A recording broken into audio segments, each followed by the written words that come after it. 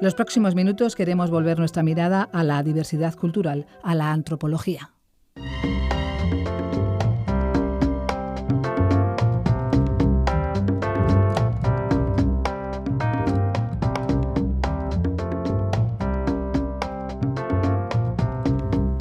Las fuentes orales son uno de los principales soportes de investigación antropológica, pero hoy vamos a analizar la voz de los que no tienen voz o no les dejan tener voz, gracias a una investigación sobre las radios clandestinas.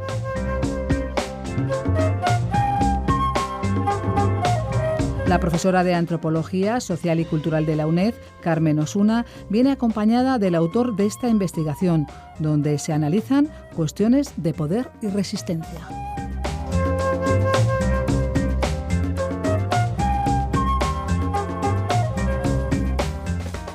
Hoy tengo el placer de estar acompañada de Luis Zaragoza Fernández, que es periodista e historiador, con una línea de investigación muy sugerente sobre cuestiones a las que nos acercamos desde la antropología y que tienen que ver con cuestiones de poder y resistencia. Así que ya saben nuestros oyentes que nosotros nos acercamos a esos temas desde una perspectiva de ver la imbricación de ambas cuestiones e incluso podría ser la retroalimentación. Vamos a ver de qué manera se acerca Luis, desde qué perspectivas y con qué objeto de estudio. Buenos días, Luis, y muchísimas gracias por estar aquí. Hola, buenos días, muchas gracias por haberme invitado, por supuesto. Bueno, yo te conozco y conozco tu trabajo hace tiempo. Y lo que me ha animado a invitarte a nuestro espacio y a compartir ha sido, bueno, pues la lectura de un libro de tu autoría, Voces en las sombras, una historia de las radios clandestinas, que es una cuestión sumamente sugerente, por lo menos para mí. Claro, la clandestinidad parece que ya de por sí nos está hablando de una situación de dominación, ¿no? Y hay una frase en tu libro que me pareció interesante, en la que dices: el poder trata de preservarse a sí mismo. Cuanto más autoritario es, más medios emplea para conseguirlo. Las emisoras clandestinas, como brechas abiertas en el control de las comunicaciones, son un peligro. Entonces creo que la primera pregunta, lo que amerita, por decirlo así, es ¿qué es una radio clandestina? ¿Qué la define? Bueno, pues evidentemente cada uno de los autores que se han acercado al estudio de este género tiene sus propios criterios, que son coincidentes en muchos casos, pero también hay matices, ¿no? El criterio que yo he seguido en este libro y en otros anteriores que he utilizado también en otros anteriores dedicados a este género, digamos, establece dos características básicas para definir una radio clandestina. Primero son emisiones, yo prefiero hablar de emisiones fundamentalmente políticas, un carácter fundamentalmente político. Y el segundo es que las ponen en marcha grupos, organizaciones, movimientos que están perseguidos, que están proscritos, están ilegalizados en un determinado territorio hacia el que se dirigen esas emisiones. Claro, esos partidos, esos grupos tienen que actuar en la clandestinidad, no pueden hacerlo a la luz pública, y los medios de comunicación que utilizan, por lo tanto, también tienen que ser clandestinos. Esto, hay otra característica que suele ser habitual, que es el de la ilegalidad. Cuando se trata de emisoras propiamente dichas, las emisoras son ilegales, claro, no tienen una licencia administrativa, evidentemente, ¿no? Puesto que luchan contra ese poder. Pero también se da el caso de emisiones oficiales de otros países, por ejemplo, servicios exteriores, que ceden espacios de emisión hacia esos grupos perseguidos. Y esos yo también considero que forman parte de las emisiones clandestinas. Y esto las diferencia de otros géneros que tampoco, por ejemplo, tienen licencia de emisión, como las radios piratas, que son emisoras ilegales, pero que tienen un carácter económico, las ponen en marcha empresarios con ánimo de lucro, o de las llamadas radios libres, que son emisoras también ilegales, pero que tienen un carácter más, digamos, más social que político, aunque el político también está presente, y sobre todo que las ponen en marcha asociaciones, grupos que no están perseguidos, que están actuando libremente en un país, pero que no ven reflejados suficientemente sus puntos de vista en los medios de comunicación convencionales. Claro, entonces estamos hablando, cuando de instrumentos políticos desde un punto de vista también de una cuestión organizada, ¿no? O sea, son como instrumentos de resistencia organizada, ¿se podría decir de alguna manera? Sí, se podría decir que son instrumentos de resistencia organizada en la medida en que los grupos clandestinos tienen como una de sus misiones fundamentales, evidentemente, acabar con el régimen que les oprime, que puede ser una dictadura militar, un régimen de opresión colonial, y evidentemente los medios de comunicación son, entre otras muchas cosas, un instrumento de movilización, un instrumento para llamar a las masas a integrarse desde el punto de vista del encuadramiento, de la estructuración de esos propios partidos o de esos propios grupos políticos. Son un instrumento de captación de militantes, de captación de adherentes, ¿no?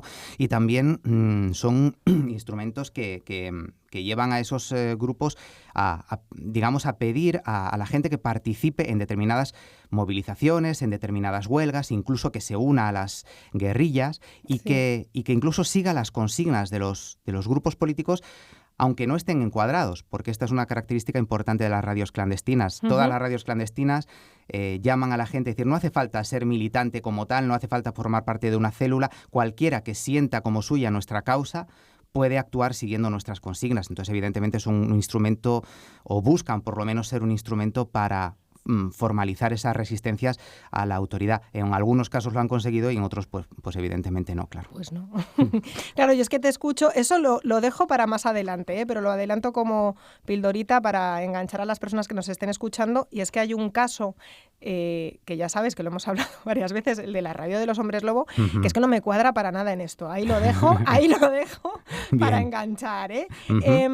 Hay una pregunta que yo no me resisto a hacer siempre que traigo aquí a gente, porque las cuestiones metodológicas a mí siempre me han interesado muchísimo. Claro, ¿cómo se aborda una investigación cuando lo que estás intentando investigar es clandestino? Es decir, ¿dónde encuentras la información? ¿Cómo lo haces? La propia radio es un medio que por su propia naturaleza hasta hace muy poquito tiempo ha sido muy difícil de estudiar. Siempre se decía que era un medio escrito en el aire, ¿no? No se conservaban las emisiones casi, sobre todo en España, por ejemplo, muy poquitas hasta hace relativamente poco tiempo, no se conservaban los guiones. Claro, en el ámbito de las radios clandestinas la cosa se complica todavía muchísimo más. Claro, me imagino. Claro, y además, entonces el estudio de las radios clandestinas depende de la parcela de intrahistoria que cada radio clandestina haya sido capaz de desvelar de sí misma, ¿no? Y normalmente suelen ser estudios a posteriori. Por ¿Esa ejemplo, parcela de intrahistoria a qué te refieres? Pues, por ejemplo, en el caso de Radio España Independiente, de Radio Pirenaica, que fue la emisora de la que hice mi tesis doctoral y un libro que publiqué hace 8 años, por suerte se conservan los guiones de la emisora desde 1951 hasta 1977. Los guiones se conservaron en la sede de la emisora, luego se trajeron aquí y pudieron estudiarse. Y entonces esos son como 800 y pico tomos, que son una fuente de estudio impresionante para una emisora no ya clandestina, sino convencional, por lo que te decía antes, ¿no? Cartas, registros de emisiones. En algunas otras emisoras clandestinas, por ejemplo, pues apenas se conocen unas cuantas líneas de su existencia a través de los servicios de escucha de las diferentes emisoras, como la BBC, que tenían servicios de escucha de emisoras extranjeras, y a partir de ahí es donde se puede un poco reconstruir cuál ha sido la evolución y, por supuesto, de los testimonios que cada uno de los protagonistas de las emisoras clandestinas han dado de ellas también. Claro, porque me consta además que hay archivos sonoros, entonces es de estos servicios de escucha. Sí, o de las propias emisoras. En el caso de la Pirenaica, de las propias emisoras, o en el caso de Radio Venceremos del Salvador, que también se preocuparon muchísimo de conservar un archivo, pese a las dificilísimas condiciones en las que transmitían, un archivo de grabaciones. Y entonces eso, de hecho, crearon una cosa que se llamó Museo de la Palabra, que se llama Museo de la Palabra, donde están todas esas grabaciones. En esos casos las escuchas son muchísimo, o sea, el estudio de las emisoras clandestinas es muchísimo más fácil, y en otros no, claro. Claro, pues un lujo que lo hayan guardado. Y hablabas justo de hablar o de entrevistar a los protagonistas, digamos, a las personas protagonistas de estas. Yo sé que lo hiciste para la radio Pirenaica, pues como digo, porque conozco tu trabajo. Nosotros ya sabes que desde la antropología trabajamos mucho con las entrevistas. ¿Cómo llegas a estas personas? ¿Te fue complicado? Bueno, en unos casos más que en otros, sí. En unos casos seguían teniendo relación orgánica con el PC, y entonces a través de ellos se pudo llegar. y en otros casos fue un poco echando las redes, ¿no? Es decir, a través de unos que conocían a otros. La bola de nieve, exacto, ¿no? Que se llama. Exacto. Y entonces al final pues se fue construyendo. Yo creo que conseguí entrevistar, si no a todos, a prácticamente todos los redactores de la emisora que seguían vivos en ese momento. Y porque claro, esa es la gran desventaja de la memoria oral, evidentemente. Sí. Si llegas un poco tarde ya se pierde, ¿no? Y luego, claro, lo que pasa con la memoria, con las entrevistas, con los testimonios, es que tienen una parte muy buena, que es que te aportan esa serie de aspectos sobre el ambiente, por ejemplo, de trabajo, en el caso de la Pirenaica, sobre acontecimientos o sobre opiniones de personas y tal, que no están reflejados en ningún documento escrito y que son, por tanto, fundamentales para hacerte una idea más total de lo que era la vida de esa emisora. Pero también es cierto que hay que someterlos al contraste de otras fuentes de memoria oral, o al contraste en los casos donde se pueda de los documentos escritos. Pero bueno, esa es la tarea del investigador también. Claro, no te quieras quitar trabajo. Evidentemente. ¿Y hay alguna...? Si no, sería un transcriptor, sin más. Claro. ¿Hay algún momento en el que te hayas encontrado con información que hayas dicho, ¿y ahora qué hago yo con esto? Porque, bueno, pues vuelvo a lo mismo. A lo mejor, siendo que son cuestiones que se movieron en su día en la clandestinidad, pues hay información un poquito delicada. Bueno, información delicada en ese ámbito, en el ámbito de que bueno, no pudiera salir a la luz pública porque siguiera siendo un poco secreta. No, porque habían pasado 40 años, 30 desde que se cerró la Pirenaica hasta que hice la tesis, pasaron 30 años, y los propios redactores de la Pirenaica habían contado su historia durante mucho tiempo, ¿no? Desde hacía mucho tiempo atrás. Durante mucho tiempo la ubicación de la emisora, la forma en la que trabajaban sí que fue secreta, pero a la altura en la que yo empecé a hacer la tesis ya no lo era. Sí que había dilemas sobre cómo trabajar o no determinadas informaciones, por lo que te decía antes, ¿no? Porque había informaciones que solo las aportaba una persona o que no tenían, y por tanto no tenían ningún tipo de contraste con otras fuentes o con otros documentos escritos. Ese es el tipo de información un poco delicada, si lo queremos decir así, con el que yo me he encontrado, ¿no? Claro, que bueno, pero que al final no deja de ser interesante porque es como cada cual interpreta y reinterpreta su propia historia. Efectivamente. Exacto, y la historia de los demás, ¿no? Efectivamente.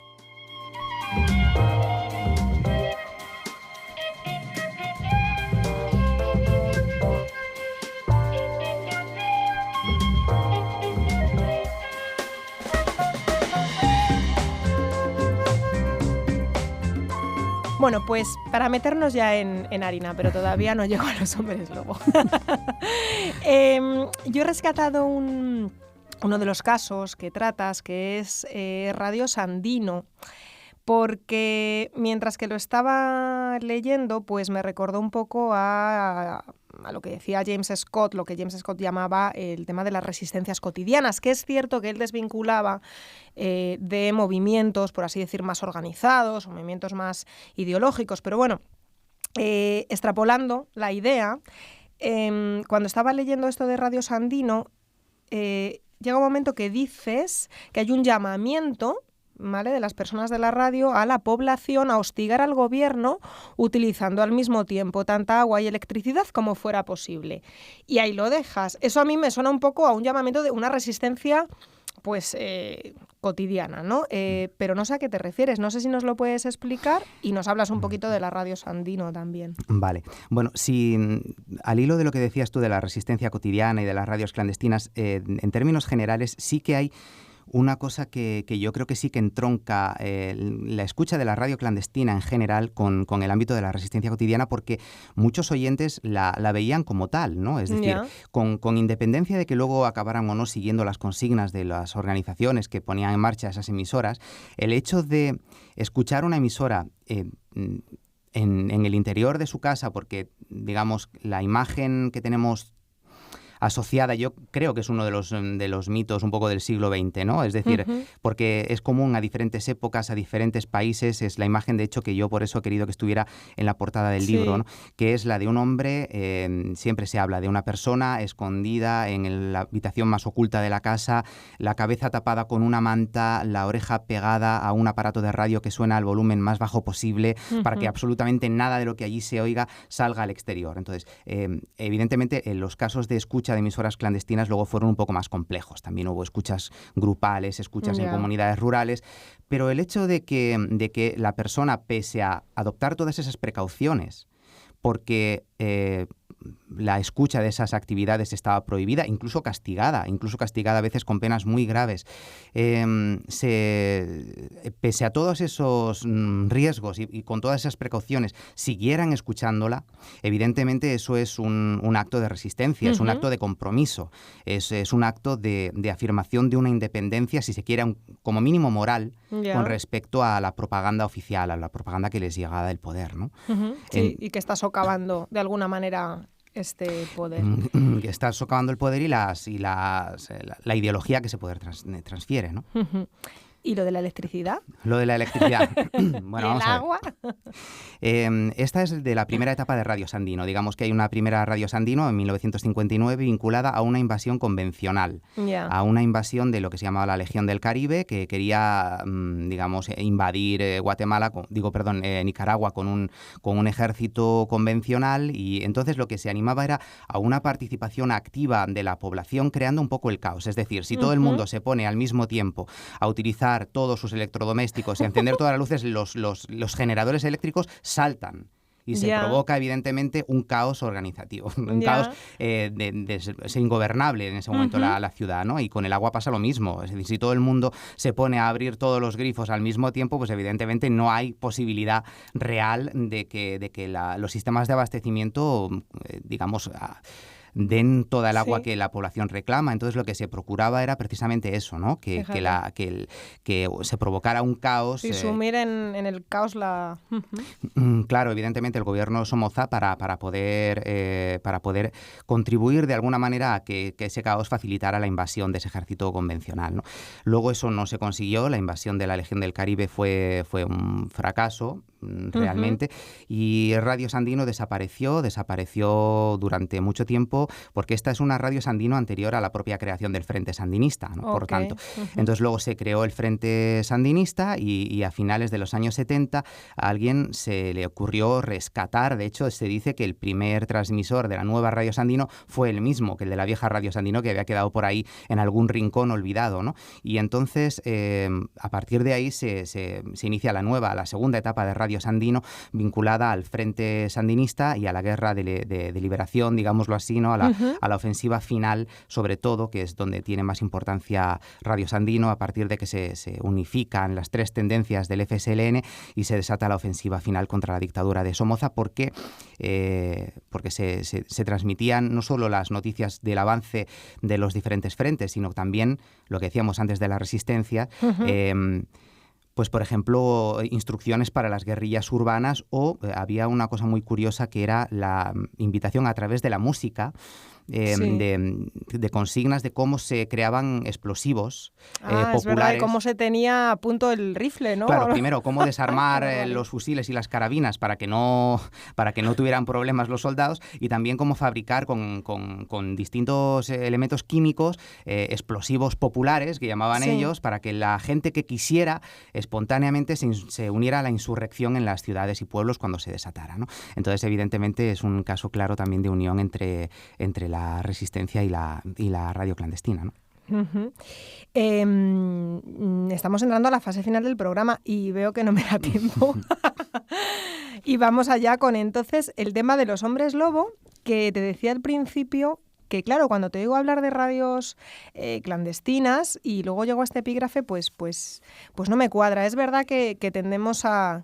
creo, ¿no? Se tiende a idealizar un tanto lo clandestino, incluso las cuestiones de resistencia, algo que ella decía en otra línea de reflexiones, Leila Buluhot, ¿no? Una antropóloga muy potente en estas cuestiones de la resistencia, por decirlo de alguna manera, como diagnóstico del poder.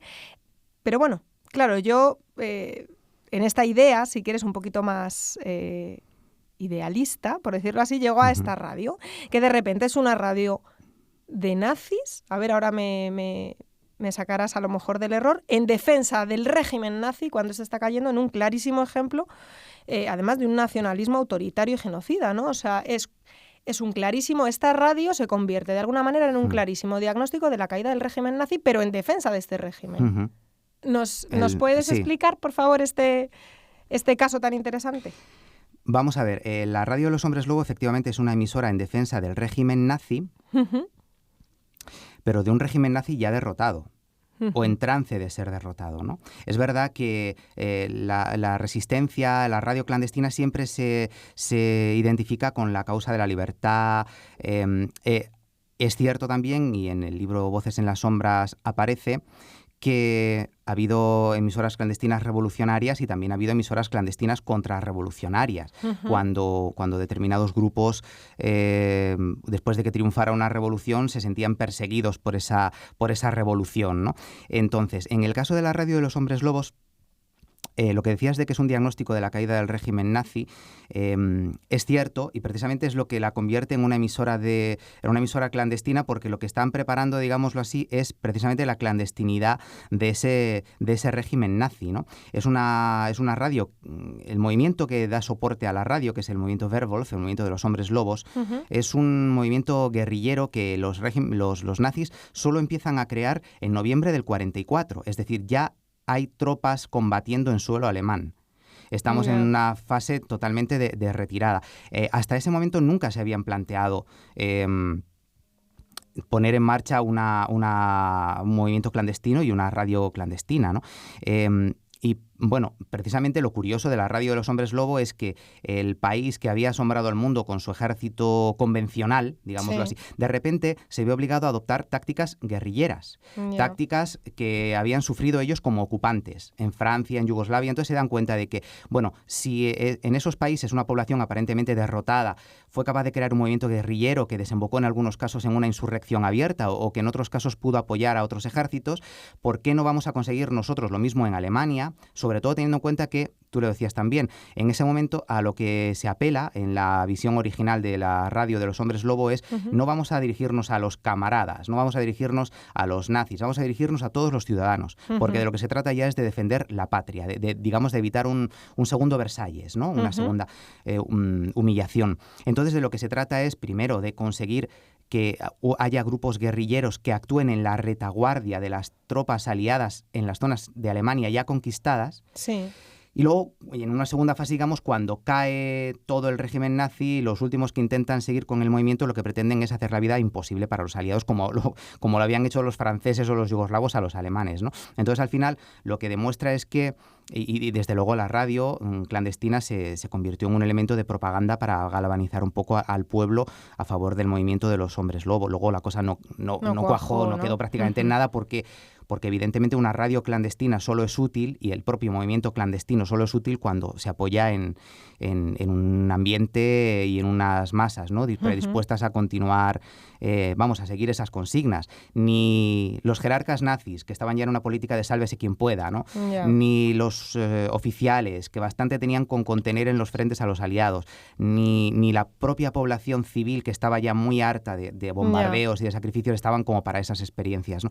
Pero lo que, en mi opinión, demuestra la Radio de los Hombres Lobos precisamente eso, un régimen que había sido todopoderoso, en el último momento se da cuenta de que tiene que actuar con tácticas de resistencia, con tácticas de clandestinidad, porque está a punto de ser derrotado.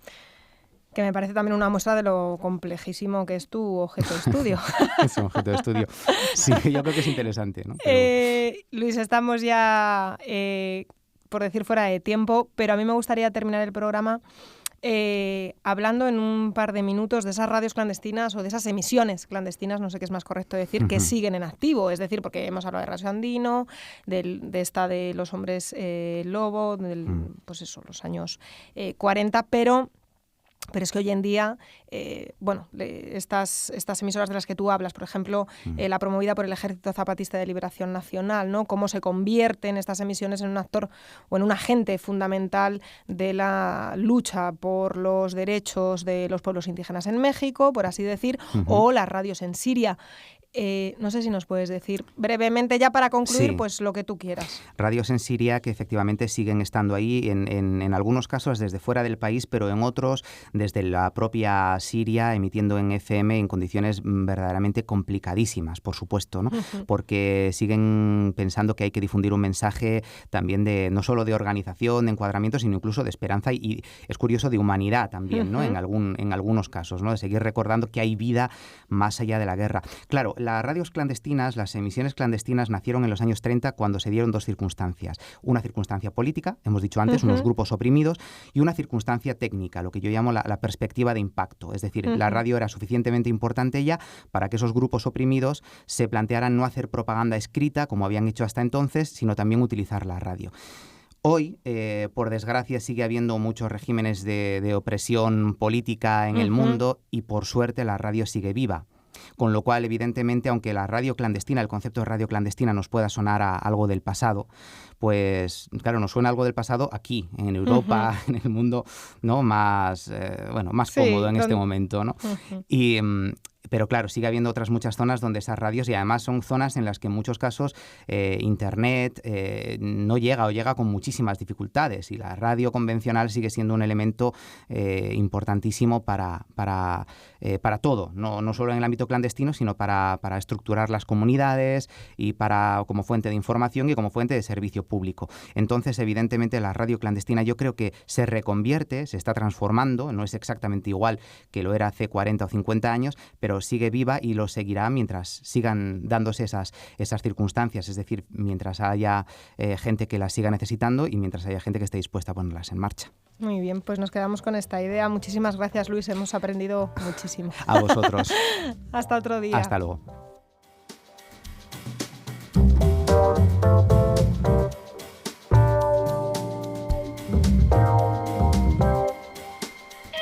Luis Zaragoza ha tenido la generosidad de acercarnos su trabajo de investigación sobre el papel y la importancia de las radios clandestinas desde su aparición hasta la actualidad. Muchas gracias por participar en Sin Distancias y muchas gracias también a la profesora de Antropología Social y Cultural de la UNED, Carmen Osuna.